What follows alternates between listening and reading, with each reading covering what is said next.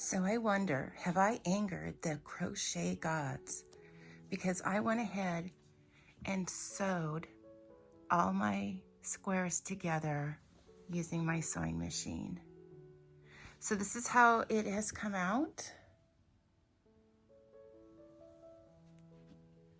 I think it looks amazing.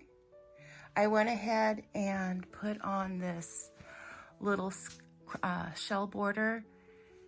Looks more like a scallop border to me, but I thought it looked well with the little scallop in the stitch here. And this is the Willow granny stitch if anybody is curious. So I'm going to go ahead and show you the process of putting this together just using my sewing machine. So please let me know in the comments below if you've done this or if you've wanted to try this, because I do find that this would be a huge time saver. It did take me about 5 to 6 hours to put it all together. I think it took me less time to crochet the border around the entire thing than sewing it together, but I know putting it together by hand would have taken me forever. So if you want to see some tips and tricks, please follow along, and I have them for you in the video.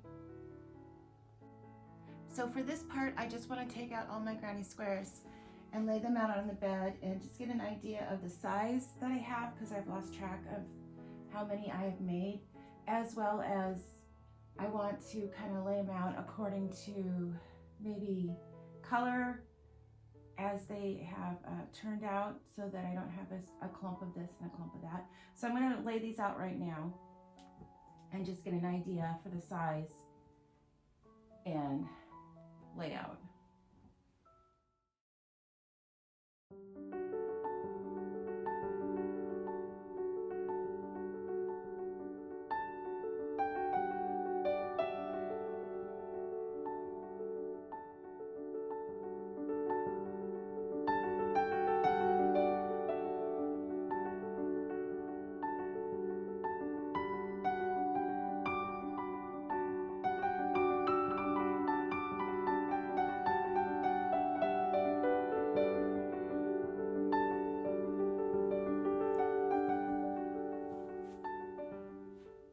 So I had just done a cleanup video for this craft room last week, and now I need to pull down my sewing machine again and use my little convertible table.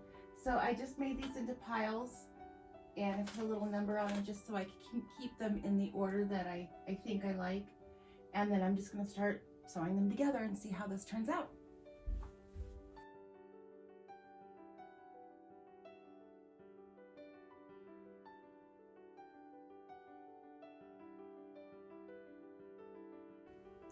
Okay, so I'm just gonna kind of play with my stitches here and see how these are gonna work. So I'm just gonna go with this basic zigzag stitch here to start with. I also thought about doing this zigzag here, but we're gonna start with this one and just see how well it does. And I just have a basic needle in. This is like a 7511 standard needle. And I'm going to change it to my zigzag, and then my stitch length is at 3.5. I'm just going to leave it there for now and see how well it works or doesn't work. And so my plan is just to do 2 pieces at a time. And I didn't block these, so these aren't all the exact same size. So I guess here goes. This may be a fail, in which case I'll put the video up anyway so everyone knows that either learn from my mistakes or just know that it's a fail.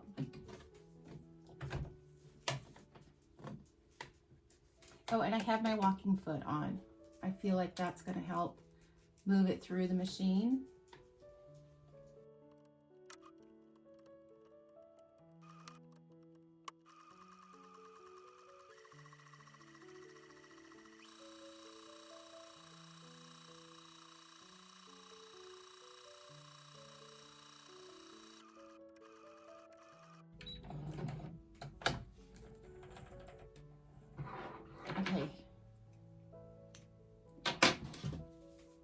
Here's my first one.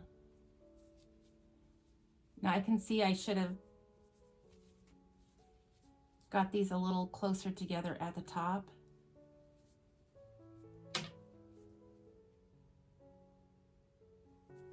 But I feel like it's doing a good job. Like I'm just keeping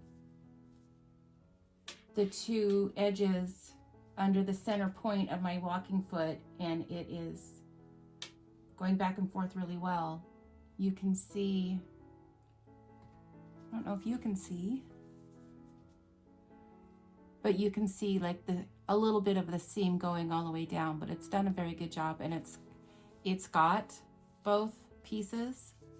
So other than where I started it, and a little bit of it is because it wasn't the exact size, so I wasn't getting it lined up exactly. So I'm gonna move on to the second one. But so far to me, that is a pass, a good pass.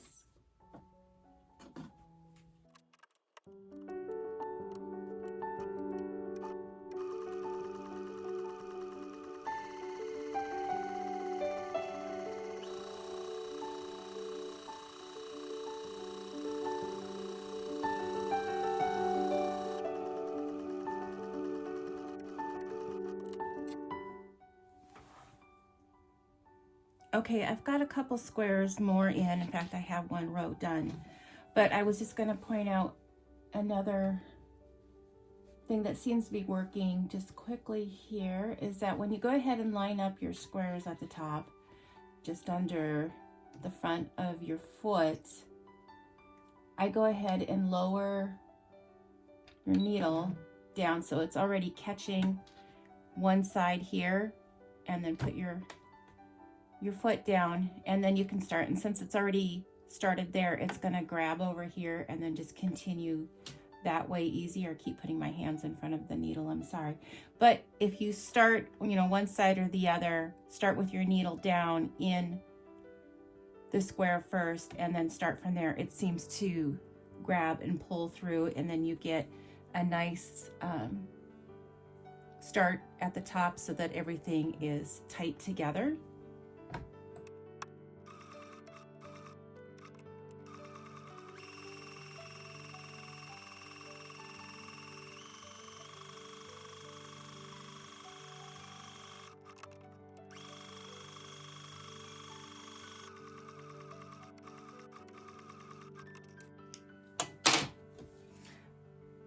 So you can see how it started and it kept it together at the top. So that's my tip.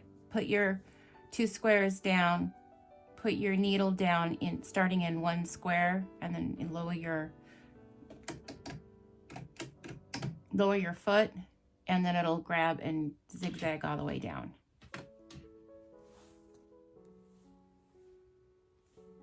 So I have my first two rows sewn together, or sewn to each other, and then now I want to go ahead and sew the rows to each other just to give you an idea. So I'm going to do the same thing, is start with my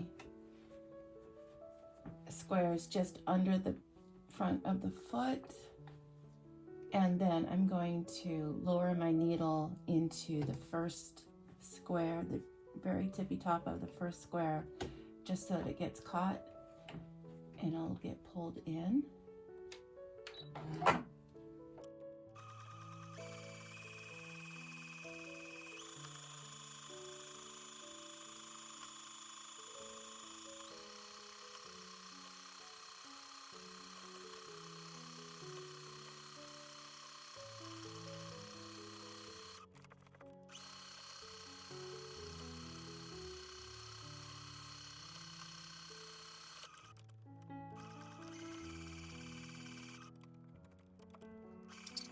Okay, so what I learned, as I'm sure I sped the video up for that process, is that don't pull on it. I was, thinking giving it some tension, because as I did that, inadvertently I would pull one side then the other and it wouldn't grab there. So I'm going to go back by hand and grab and just hand stitch that one in. But the rest, let's see, here's one too. But as I kind of figured that out, and I kind of slowed the machine down, and I did change my stitch length to a 4 just to make sure that it was grabbing. So once I stopped pulling on it, and just kind of, you know, letting it do its thing and guiding itself through, then it did a much better job. Okay, so I'm about to start my last row, so let me share with you what I have learned through this process. So in the beginning couple of rows, I had started, and I'll show you how I'm starting now, the process of making sure that the two pieces came together. And what I was concerned about in the beginning was that it sewed down all the way to the very end, and then I would tie off. And then partially the way through, I was thinking, and that would be fine if you don't plan to put a border on it, but as I had mentioned, I plan on putting a border on this. And so you probably don't want it to come all the way down start to finish, because you're going to want to be able to get into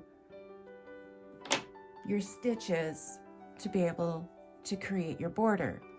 So I guess maybe halfway through, less than halfway through, I realized, oh, because see, like I was coming all the way down, and now I can probably get my crochet hook in and around that at this point. But I had realized I don't need to come that far down. So there's that.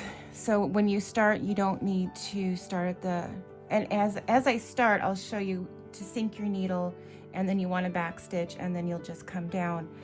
But at one point in time, I also want to show you my mistake, just because I don't want you making mistakes. I thought I was very careful in the fact that I laid out all my squares, and I kind of wanted to make sure I got the right feel, not too much gold in this area or not too much pink in this area, and laid them all out. And then I picked them all up and I put little numbers on them. I stacked them up according to the rows, and then I counted out how many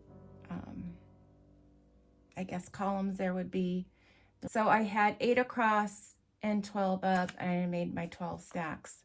Well, come to find out that I must have grabbed an extra one somewhere along the way, because I turned out to sew on an additional one at the end, and ripping it off is not that easy. So just double check before you start sewing. Make sure that you have everything in order, even though I thought I had everything in order.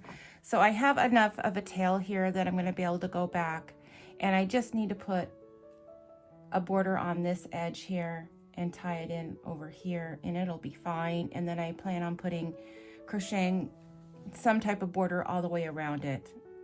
Anyway, just some of the little things that I was doing along the way that I was like, oh, I want to make sure that no one else has to go through. So you can see how close I got to the edge, thinking, oh, I need to get all the way to the edge because I don't want anything loose. Well, if you want to put a border around it, you probably want to keep it loose, you know, maybe keep it right here, right up to where your border starts. So those are the things that I was coming across. And when I first started the process, I still have my walking foot on, and I'm still doing my zigzag stitch, but I did change it from a 3.5 to a 5.5 for my stitch length, just to make sure that I was getting enough, and I didn't have to worry that if anything kind of shifted along the way that I was going to miss the material in order to get it sewn in. So here is where this is on my last row that I'm going to be putting on. And this does get heavy, and I'm at the end, so I have a chair off to the side just to kind of grab the extra blanket. But with your your foot up, you want to line it up just so that you're gonna get one side, lower your needle, and then lower your foot. And then I would go through just a couple stitches.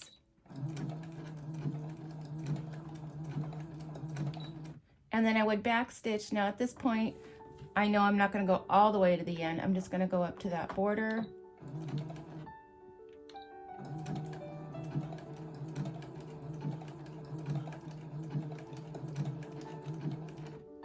And then I can stitch all the way down. And then one of the other things I'm going to mention, it pretty much worked out for me okay, and I haven't used a blocking method for your granny squares. I don't even own one, but I know that you can block your squares so that they're all uniform. And for the most part, I would say 90% of all my squares were the same size, but there was a few that, maybe my stitches were loose and it was just a little bit bigger. So you can kind of fudge it, as you go through making up the difference. But if you want it to be perfect, I would go ahead and suggest blocking your squares. So I'm going to go ahead and finish this row all the way down, and then I'll show you at the end how close I come, and then I will be able to wrap up this part of the video.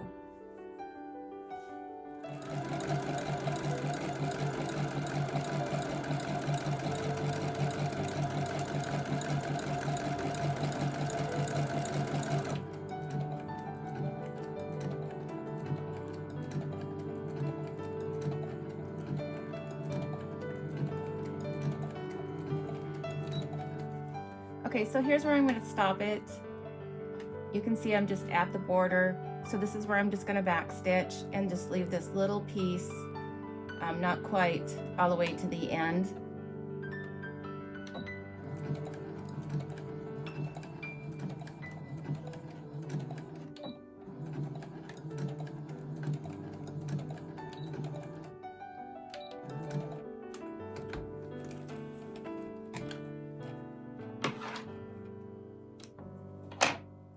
And then I'll just tie off my string here, my thread.